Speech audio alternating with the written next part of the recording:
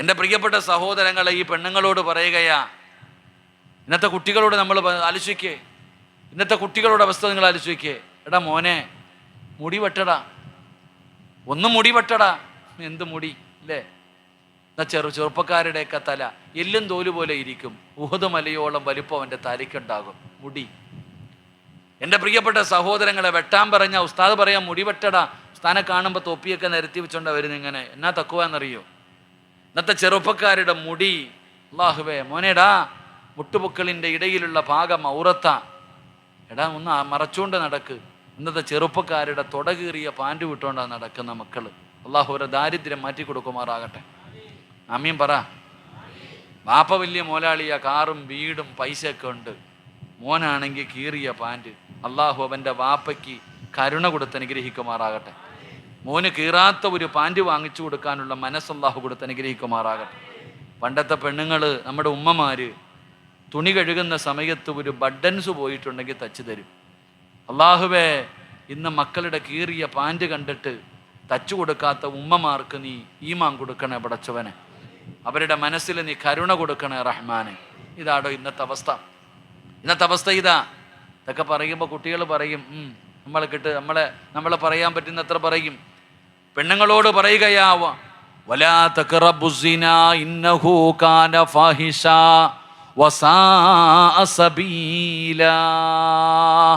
പെണ്ണുങ്ങളോട് പറയുന്നു, ആണുങ്ങളോട് പറയുന്നു, നിങ്ങൾ വ്യഭിചരിക്കരുതെന്നല്ല, വ്യഭിചാരത്തിനോട് അടുക്കുന്നത് പോലും ചെയ്യല്ലേ. ആരോടാ അല്ലാ പടച്ചവനെ? ഇന്ന് സ്കൂളിൽ പഠിക്കുന്നവർ പരസ്പരം തൊട്ടിയും തട്ടിയും കയ്യും പിടിച്ച് ഒരു കുഴപ്പമില്ലടോ. അതൊക്കെ ഒന്നും കുഴപ്പമില്ല. ഇന്നതൊന്നും ഒരു പാപമായി ജനങ്ങൾ കാണുന്നില്ല. ഞാൻ ഇന്നലെയും ഞാൻ നോക്കുമ്പോൾ ഒരു ടൗണിൽ, ഇന്നലെയും ഞാൻ നിങ്ങളുടെ സ്കൂൾ വിട്ടു വരുന്ന സമയം ഒരു അമുസ്ലിമായ ചെറുപ്പക്കാരൻ, ഒരു മുസ്ലിം പെൺകുട്ടി സ്കൂൾ വിട്ടിട്ട് റോഡ് ക്രോസ് ചെയ്യുമ്പോൾ അവൾ അവൻ്റെ കയ്യിൽ കയറി പിടിച്ചിരിക്കുക. തെറ്റല്ലടോ. ഇന്നിപ്പോൾ അങ്ങനെയാണല്ലോ, കുട്ടികൾ എന്തോ കയ്യിൽ വെച്ചുകൊണ്ട് ഇങ്ങനെ വന്നിട്ട് ഇടിക്കും, എന്നിട്ട് അതിന് കൊടുക്കുക ഗിഫ്റ്റ്. ഇന്ന് തൊടലും പിടിക്കലൊന്നും കുഴപ്പമില്ല. അളിയാന്ന് പറഞ്ഞ് തോളത്ത് കെട്ടണ പോലെ സ്കൂളിൽ പഠിക്കുന്ന കുട്ടികൾ ബൈക്കിൻ്റെ പുറകെ കയറാ പോവാ, കുഴപ്പമൊന്നുമില്ല, ഒന്നും പറയാൻ പാടില്ല. ഇപ്പം പെണ്ണുങ്ങൾ പറയും, ഇതൊക്കെ ഉസ്താന് കിട്ടാത്തതുകൊണ്ടാണ് ഉസ്താദ് ഇങ്ങനെ പറയുന്നതെന്ന് പറയും. കുഴപ്പമൊന്നുമില്ല, നിങ്ങളുടെ ഇഷ്ടം. അള്ളാഹു നമുക്ക് ഈമാൻ തരുമാറാകട്ടെ. എടാ ചെറുപ്പക്കാരാ, കൂടെ പഠിക്കുന്ന ഒരു പെൺകുട്ടിയുടെ ശരീരത്ത് നിനക്ക് തൊടണമെന്ന് തോന്നിയാൽ, നിന്റെ കൂടെ പഠിക്കുന്ന ഒരു അന്യ പെണ്ണിൻ്റെ ശരീരത്ത് നിനക്ക് തൊടണമെന്ന് തോന്നിയാൽ, അവളെ തൊടുന്നതിനേക്കാളും നല്ലത് തൊട്ടാൽ 7 വെള്ളത്തിൽ കഴുകണമെന്ന് ഫിഖിഹിൻ്റെ പണ്ഡിതന്മാർ പഠിപ്പിക്കുന്ന പന്നിയുണ്ടല്ലോ, ആ പന്നിയെ പോയി കെട്ടിപ്പിടിക്ക്. അതാ നല്ലത്. ആ പന്നിയെ പോയി നീ കെട്ടിപ്പിടിക്ക്. കാരണം 7 വെള്ളത്തിൽ കഴുകിയ അത് ശുദ്ധമാകും. ഈ പാപം നീ എവിടെ കൊണ്ട് കഴുകും? എൻ്റെ പ്രിയപ്പെട്ട സഹോദരങ്ങളെ, ഇതൊക്കെ പാപമല്ലാത്ത കാലം. ആരോടാ? പടച്ചവനെ. ഇന്നത്തെ അവസ്ഥ എന്ന് പറഞ്ഞാൽ, ഞാൻ ഈ അടുത്തൊരു വീട്ടിൽ പോയപ്പോൾ ഒരു ഭാര്യ തൻ്റെ ഭർത്താവിനെ വിളിക്കുകയാ, എടാ അതിങ്ങെടുക്കടാ. ഇന്ന് ഭർത്താവിനെ ഭാര്യ വിളിക്കുന്നത് എടാന്നാ. ഇവിടെ എങ്ങനെയാണെന്ന് എനിക്കറിയില്ല. അള്ളാഹു കാക്കുമാറാകട്ടെ. നിങ്ങളെയൊക്കെ നിങ്ങളുടെ ഭാര്യമാരെന്താ വിളിക്കണമെന്ന് എനിക്കറിയില്ല. അള്ളാഹു കാക്കുമാറാകട്ടെ. ആമീൻ പറയടോ, ആമീൻ പറയടോ. ഇതാ അവസ്ഥ, നമ്മുടെ അവസ്ഥ. എടാ വാടാ പോടാ. ഭർത്താവിനെ പെണ്ണുങ്ങൾ പേര് വിളിക്കും. പെണ്ണുങ്ങൾ ഭർത്താവിനെ പേര് വിളിക്കുന്നവരുണ്ടല്ലോ, ഭർത്താവിൻ്റെ പേര് വിളിക്കുന്ന പെൺകുട്ടികളുണ്ട്. അങ്ങനെ പ്രേമിച്ച് കെട്ടിയവരൊക്കെ അങ്ങനെ വിളിക്കുക, പേരാ വിളിക്കുക അല്ലേ? പേര് വിളിക്കാൻ പാടുണ്ടോടോ? ഞാൻ ഈ വയത് പറഞ്ഞപ്പോൾ, പെണ്ണുങ്ങൾ ഭർത്താവിനെ പേര് വിളിക്കുന്നതിനെ കുറിച്ച് പ്രസംഗിച്ചപ്പോൾ ഒരു പെണ്ണ് പ്രസംഗത്തിൻ്റെ താഴെ ചോദിക്കുന്നുണ്ട്, അലിയാര് തങ്ങളെ ഫാത്തിമ യാ അലി എന്നല്ലേ വിളിച്ച്? അങ്ങനെ അലിയാര് തങ്ങളെ ഫാത്തിമ ബീബി റളിയല്ലാഹു തആല അൻഹ യാ അലി എന്നല്ലേ അലി എന്നല്ലേ വിളിച്ചേ? അപ്പൊ ഫാത്തിമയ്ക്ക് അലിയെ പേര് വിളിക്കാമെങ്കിൽ പിന്നെ എനിക്കെന്താ വിളിച്ച അല്ലേ? അലിയാര് തങ്ങളും ഫാത്തിമ ബീബിയും ഒരു വീടിനകത്ത് ചെറുപ്പം മുതൽ വളർന്നവരാ. അതറിയോ? അലി എന്നല്ലല്ലോ വിളിച്ചേ, യാ അലി എന്നല്ലേ വിളിച്ചേ? ഭർത്താവിൻ്റെ പേര് വിളിക്കുന്നത്. ഇനിയിപ്പം നാളെ വാപ്പാടെ പേര് അബൂബക്കർ എന്നാ, അബൂബക്കർ വാപ്പാന്ന് വിളിച്ചാൽ എങ്ങനെ ഇരിക്കും മക്കള്? എങ്ങനെ ഇരിക്കും? അള്ളാഹു നമുക്ക് പരസ്പരം ബഹുമാനിക്കാൻ അള്ളാഹു ഭാഗ്യം തരുമാറാകട്ടെ. ഞാൻ പറഞ്ഞു വന്നത്, ഇതൊക്കെ പറയുമ്പോൾ എൻ്റെ പ്രിയപ്പെട്ടവരെ, ഒരു ഭയമില്ല, ഒരു പേടിയില്ല. അള്ളാഹുവിൻ്റെ പരിശുദ്ധമായ ഖുർആൻ ഊതിയിട്ട് അർത്ഥം പറഞ്ഞു തരുമ്പോൾ നിസാരമാണ്, പരിഹാസമാണ്. ഉസ്താദേ, നിങ്ങളൊക്കെ എത്ര വഴുത് പറഞ്ഞിട്ടും കാര്യമില്ല, ഞങ്ങൾ മാറൂല, ഞങ്ങൾ ഇങ്ങനെയാണ്, അള്ളാഹു തന്ന ജീവിതം അടിച്ചു പൊളിക്കാനുള്ളതാണ്, നിങ്ങൾ പറയുന്നത് പോലെ സ്വപ്നലോകത്ത് ജീവിക്കാനുള്ളതല്ല എന്ന് പറഞ്ഞുകൊണ്ട് ജീവിതം ആസ്വദിക്കുന്നവരെ, നിങ്ങൾ എങ്ങനെ വേണമെങ്കിലും നടന്നോ, എനിക്കൊന്നുമില്ലടോ, നിങ്ങൾ എങ്ങനെ വേണമെങ്കിലും നടന്നോ, എന്തു വേണമെങ്കിലും തിന്നാ കുടിക്കാ, പടച്ചവരെ നിങ്ങളുടെ കൂടെ നിൽക്കാൻ ആളുണ്ടല്ലോ, എങ്ങനെ വേണമെങ്കിലും നടന്നോ. പക്ഷേ അള്ളാന്റെ ഖുർആനിലെ അവസാനത്തെ ആയത്ത് നീ മറക്കരുത്. അള്ളാന്റെ വിശുദ്ധമായ ഖുർആനിലെ ഒന്നാമത്തെ ആയത്ത് ഏതാണെന്ന് പഠിച്ചവനാ. ഇഖ്റഉ ബിസ്മി റബ്ബിക്കല്ലദീ ഖലഖ് ഖലഖൽ ഇൻസാന മിൻ അലഖ്. ഇത് ഖുർആനിലെ ഒന്നാമത്തെ ആയത്താണ്. ഇനി അവസാനത്തെ ആയത്ത് ഇനി അവസാനത്തെ ആയത്തേതാ? അള്ളാഹുവിന്റെ പരിശുദ്ധമായ ഖുർആനിലെ അവസാനത്തെ ആയത്ത് മറക്കല്ലേ വാപ്പാ. അള്ളാഹുവിനെ മറന്നുകൊണ്ട് ധിക്കാരികളെ പോലെ ദുനിയാവിന്റെ തുലിക്ക് മുകളിലൂടെ നടക്കുന്നവരോട് പറയുകയാ, നിങ്ങളൊരായത്ത് മറക്കല്ലേ, നിങ്ങളൊരായത്ത് മറക്കല്ലേ. ഏതായത്തെന്നറിയുമോ? വത്തഖൂ യൗമന തുർജഊന ഫീഹി ഇലല്ലാഹ്.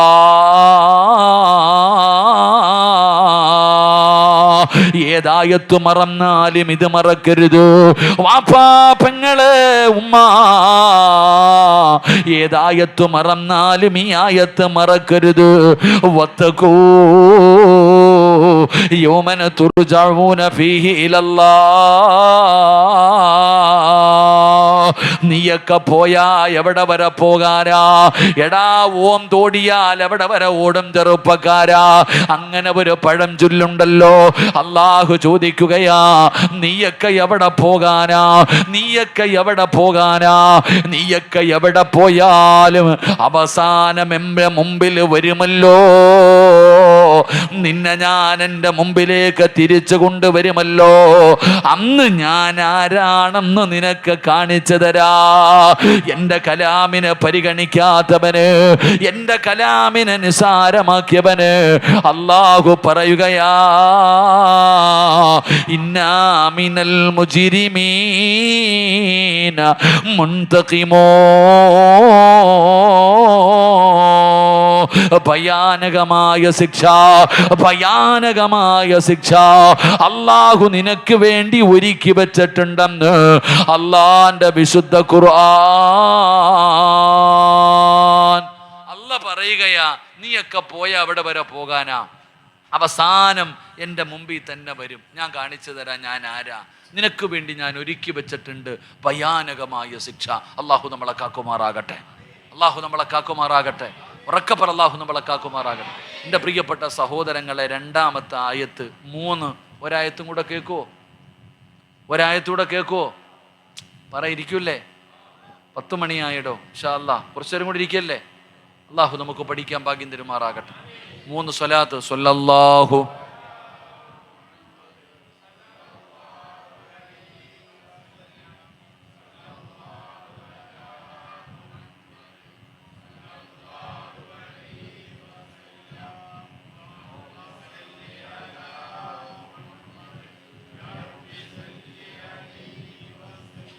അള്ളാഹു സ്വീകരിക്കുമാറാകട്ടെ.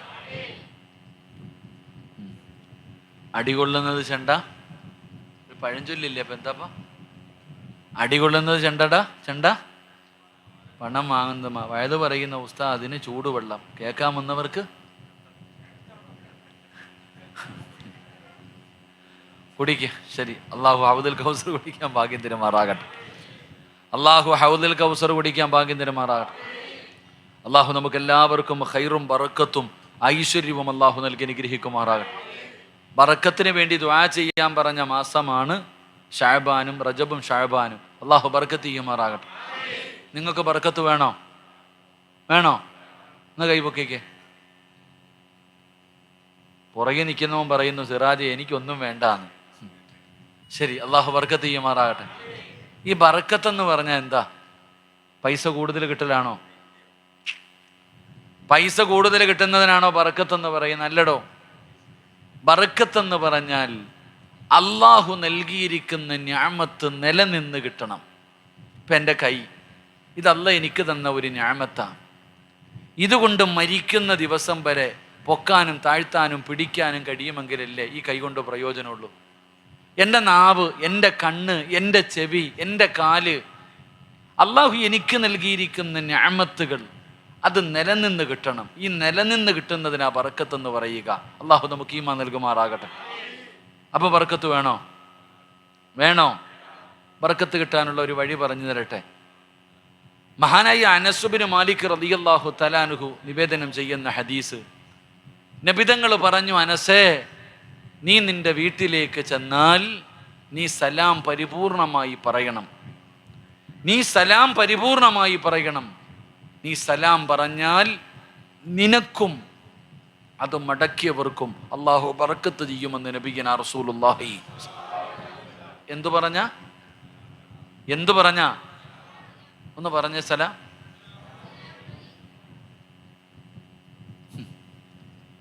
ഒരു സലാം പോലും പരിപൂർണമായി പറയാൻ പിശുക്ക് കാണിക്കാൻ നീ, ഒരു സലാം പോലും പരിപൂർണമായി പറയാൻ പിശുക്ക് കാണിക്കുന്ന നിനക്ക് എങ്ങനെ ബർക്കത്ത് കിട്ടാനാ? ഒന്ന് സലാം പറഞ്ഞ എങ്ങനെ? അപ്പൊ എങ്ങനെ സലാം പറയണം? സലാം പറയുകയാണെങ്കിൽ പരിപൂർണമായിട്ട് പറ. സലാം പരിപൂർണമായി പറഞ്ഞാൽ നിനക്കും ബർക്കത്ത്, ആരോടാണോ പറഞ്ഞ് മടക്കുന്നത് അവനും ബർക്കത്ത്. അള്ളാഹു ബർക്കത്ത് ചെയ്യുമാറാകട്ടെ. അള്ളാഹു ബർക്കത്ത് ചെയ്യുമാറാകട്ടെ. അപ്പൊ ഇന്ന് വീട്ടിൽ പോകുമ്പോൾ സലാം പറയൂലേ? ആര്? ഇന്ന് വഴുത് കഴിഞ്ഞ് വീട്ടിൽ ചെന്നു, ഭാര്യ പിന്നെ മഹദി ആയതുകൊണ്ട് വഴുതൊന്നും കേൾക്കാൻ വന്നിട്ടില്ല. അപ്പം നീ വിചാരിക്കും, പടച്ചവനെ സിറാജ് പറഞ്ഞല്ലോ ബർക്കത്ത് കിട്ടും സലാം പറയാൻ. ഇന്ന് വീട്ടിൽ ചെന്ന് വാതിലിൻ്റെ മുമ്പിൽ നിന്നു, ബെല്ലടിച്ചു, ഭാര്യ വന്നു, വാതിൽ തുറന്നു, അസ്സലാമു അലൈക്കും വറഹ്മത്തുള്ളാഹി തആല വബറകാതുഹു. പെണ്ണുമ്പുള്ള വെടി കൊണ്ടതുപോലെ നിൽക്കുക. പടച്ചവനെ എന്തു പറ്റി അല്ലാ എൻ്റെ ഇക്കാക്ക്? പോയപ്പോൾ കുഴപ്പമൊന്നും ഇല്ലായിരുന്നല്ലോ. കാരണം ജീവിതത്തിൽ ഇന്ന് വരെ നീ പറഞ്ഞിട്ടില്ല. നിങ്ങൾ ചിരിക്കണ്ട.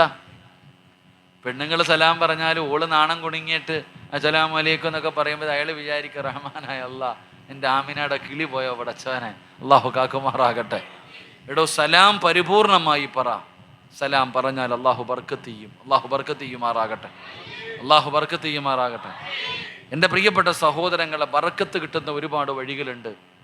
ബർക്കത്ത് നഷ്ടപ്പെട്ടു പോകുന്ന ചില കാര്യങ്ങളുണ്ട്. ബർക്കത്ത് നഷ്ടപ്പെട്ടു പോകുന്ന കാര്യങ്ങളുണ്ട്. ബർക്കത്ത് കിട്ടാനുള്ള അതാ നബിതങ്ങൾ പറഞ്ഞത്, അർബഅത്തുൻ ഫിദ്ദാരി ഫീഹിന്ന ബറക. ആരുടെയെങ്കിലും വീട്ടിൽ 4 കാര്യങ്ങളുണ്ടെങ്കിൽ അവരുടെ വീട്ടിൽ ബർക്കത്തുണ്ട്. അള്ളാഹു നമ്മുടെ വീട് അങ്ങനെയാക്കി തരുമാറാകട്ടെ. എത്ര കാര്യമുണ്ടെങ്കിൽ? 4 കാര്യം. ഉണ്ടോ? ഞാൻ ചോദിക്കട്ടെ, നിങ്ങളുടെ ആരുടെയെങ്കിലും വീട്ടിൽ ആടിനെ വളർത്തുന്നുണ്ടോ? ഒന്ന് കൈപൊക്കിക്കേ. 4 പേര് വീട്ടിൽ ആടിന്. അശാത്തു ഫിദ്ദാരി ഫീഹിന്ന ബറക. ആരുടെ വീട്ടിലാണോ ആടിനെ വളർത്തുന്നത് ആ വീട്ടിൽ ബറക്കത്തുണ്ടെന്ന. ആടെന്ന് പറഞ്ഞാൽ ബറക്കത്തുള്ള ജീവിയാ.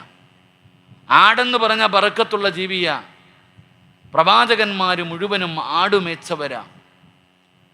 ആടിനെ വളർത്തുന്ന വീട്ടിൽ ബറക്കത്തുണ്ട്. അള്ളാഹു ബറക്കത്ത് ചെയ്യുമാറാകട്ടെ.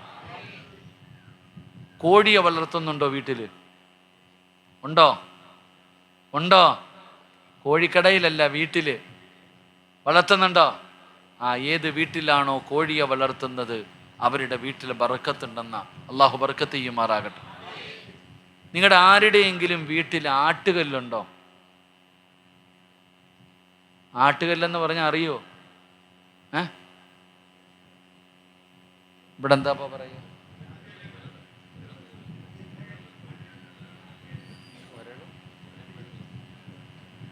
ഒരളും ഒന്ന് വേണ്ട, ഞാൻ പറഞ്ഞിട്ട് തെറ്റിപ്പോയാ വയ്യ. ഇങ്ങനെ നമ്മുടെ ഉമ്മ പണ്ട് പച്ചരി ഉഴുന്നൊക്കെ ഇട്ട് ഇങ്ങനെ ആക്കരുതില്ലേ? ഗെയിൻഡർ ഇന്നത്തെ ഇപ്പം മിക്സിയുടെ പണി ചെയ്യുന്ന സാധനം ഉണ്ടോ? ആരുടെയെങ്കിലും വീട്ടിലുണ്ടോ? ഒന്ന് കൈപൊക്കിക്കേ. ഇങ്ങനെ ഉണ്ടോ? പറമ്പിലെങ്കിലും ഉണ്ടോ ഉമ്മ? എവിടെ? ഇല്ലേ? സുബ്ഹാനല്ലാഹ്. മണ്ണ് കൊണ്ടുണ്ടാക്കിയ കറിച്ചട്ടി ഉണ്ടോ? ഉണ്ടോ? അത് പിന്നെ എല്ലാ വീട്ടിലും ഉണ്ട്. ഇപ്പം ചട്ടിക്കറിക്കൊക്കെ വലിയ വിലയാ അല്ലേ?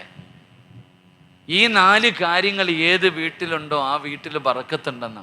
അപ്പം നാളെ രാവിലെ ഇവിടെ ഏതാ അടുത്ത മാർക്കറ്റ് ഉള്ളത്?